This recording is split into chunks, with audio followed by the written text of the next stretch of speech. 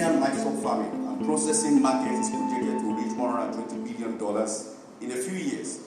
For us in Oyo State, our direction is clear. We will leverage our agricultural comparative advantage, energetic youths, talented workforce, and strategic location as a pathway to millions of consumers in domestic and regional markets to become sub-Saharan African hub agribusiness as Oyo State. That is why the Oyo State government, under the leadership of His Excellency, Engineer Seyi Makinde, has embarked on a vigorous course of game-changing infrastructural development to boost the investment profile of the state, enhance the competitiveness of our agribusiness sector, and advance a manufacturing and industrial base for Oyo State. I thank you all and welcome to the Oyo State. Thank you.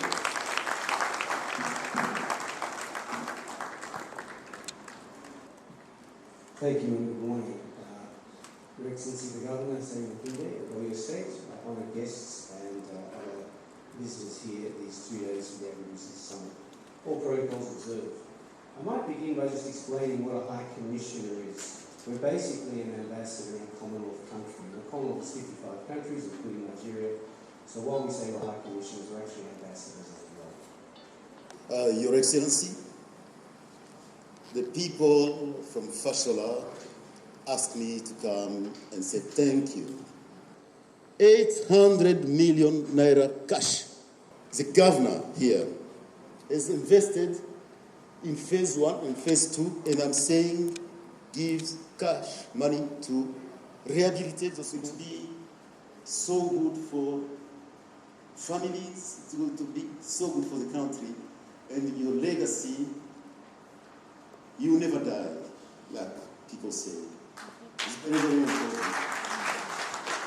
Oyo State is blessed with a railway line and a dry port now at Monia. I encourage the government to acquire land along the railways and around the dry port and concession them to wholesalers of food, concession them to agribusiness and other large users of grains and agricultural products. Think of Mile 12, but modern and much better, around the Monia dry port, so that big aggregators, big processors, big traders can all go there, have stalls in the wholesale markets, and the farmers can go there immediately. Please put your hands together for engineers and the governor of Oyo State. Nigeria's pride was in being the largest exporter of cocoa, cotton, groundnut, and other commercial crops. This was before the advent of crude oil.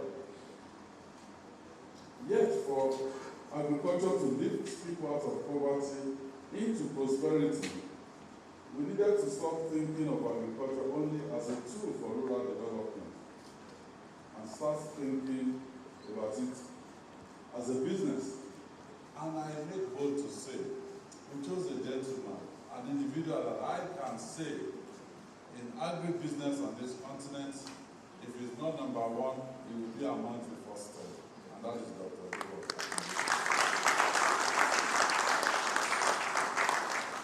So this summit is an opportunity for us to showcase the investment potential of Oyo State. Also, we have a chance to come up with more ways to incentivize local and international partners and investors to keep choosing Oyo State. We have taken a systematic approach to manpower development.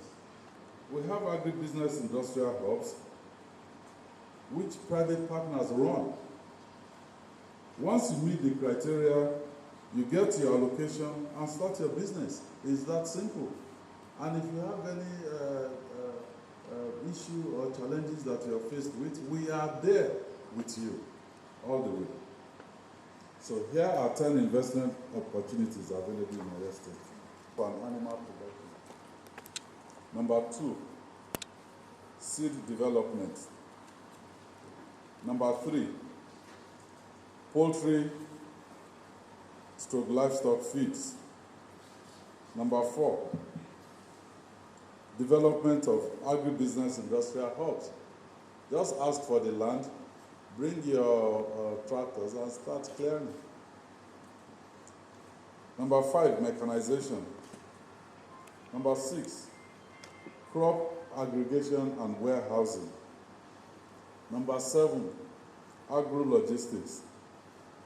Number 8, farm-to-plate services.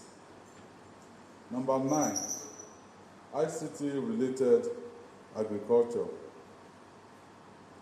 And number 10, agribusiness advisory services.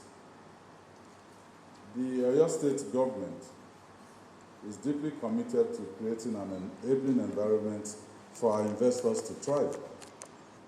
Once again, I welcome you all to the Oyo State Agribusiness Summit, and I wish you fruitful deliberations throughout the summit. And I look forward to signing multiple deals after at the conclusion of this summit. So thank you and God bless you. In terms of youth employment, I've explained that we are looking to do 10,000 direct and 20,000 indirect. How will we get them is what you see in the slide below. You can build a farm estate with this alternative funding mechanism that you have in this. Meet with us, meet with our colleague at OYSADA. Professor Makinde is there as well. We all sit down, we look at it together, what is working, and that's it. Ladies and gentlemen, this segment promises to be informative, promises to be educative, and promises to give loads of insights as far as agribusiness is concerned. Please put your hands together for them as I leave you in the good hands of Professor Musbah from Batini. I've just listened to Dr. Oliver and he tried to give us a strategy that we are trying to use to make agribusiness in Oyo State to be competitive.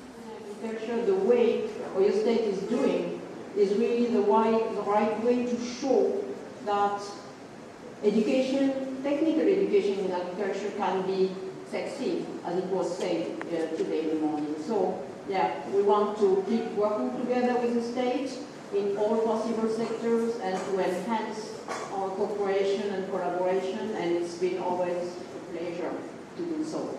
Thank you. Kenton, what's your opinion about that? Yeah, thank you very much. The subject of strategic partnership is so critically important, and I think we all understand that what we're talking about is we need partners that are specialists in certain areas, and we need to pick them for specific areas. Can Oyo State government run a pilot, discuss with the Nigerian Export Promotion Council, discuss with the Nigerian Ports Authority, discuss with the Nigerian Railways, and get various processors to come here and try it out and see? I think it will lead to increased employment, it will lead to increased utilization of cashew being produced, and will definitely increase the IGL for the state. Thank you very much. Discussion on equity and inclusion in the global food value chain, standard, quality, and international trade policy and law. So what is stopping us from trading? There are quite a lot of issues that are actually involved in this infrastructural limitation is part of the challenges that we have. Our commitments to different trade agreements is also part of what actually affects intra-African trade. I think I'm using my role serve as a system. I do business around African countries, so it's not easier for me to understand the difference between India, China, US, than even the business between Nigeria and Togo. For us to actually get to another level, instead of how to engage on linear language, we are making kind of a circular movement, and we are going over. So if we are looking at creating a synergy in Africa, every African country should fix their customs and should have a deliberate approach to trading with each other, not just by signing documents. can we attain equity under the system? Yes, it's possible. We're talking about food. And that's the only comparative advantage we have in Africa and Nigeria because of our weather and climate. We depend on the FS system, which is an added advantage for us. The knowledge we develop on the processing equipment alone, all other African needs it. And that's a lot of efforts for Nigeria, apart from many other things. I think if you look at some of the areas and we're able to block some of the areas need to be blocked, I think we can attain it. Thank you. You know, when you talk about insecurity, it's a manifestation of poverty. Let's round up from this one. The main challenge is what we started with. If you can strengthen intra-African trade, because the markets are actually huge, with the coming of the African Continental Free Trade Agreement, you know, a lot of countries have tried to now have this fear that if African countries started trading with each other, then they will probably lose the markets. All these accrediting agencies, like SON, like all these, they can simply work with the international colleagues and understand what the international standard is all about. There is standard in paper. Is there standard in practice? Okay, let's leave it down. Thank you, ladies and gentlemen. Thank you. Well, at this time, ladies and gentlemen, we're about to have a very critical discussion that is topical to the issue of agribusiness, and that is security. Security. Agribusiness sector, age. To set up a security system in any setting, no matter what, whether it's private or commercial or public, you need to go through a process. Just briefly, sometimes we do it consciously, sometimes we do it unconsciously. And most people, without realizing it, you're either proactive in terms of your bias for security, or reactive, or a combination of both, and I'll explain. Unfortunately, if you look at the bottom of the slide, there are some people that are ineffective because they don't have a concept of security or what to do. Community policing has its advantages. It is problem solving. It is community partnership. So we need all the stakeholders that are involved. In every situation, conflict resolution techniques can be used. We have mediation, negotiation, reconciliation, and you know it, arbitration, and where unresolved, then you go on prosecution. I still believe that all this can still be achieved with all the stakeholders sitting down to really dialogue before you now push to prosecution, and then we'll minimize the issues that will bring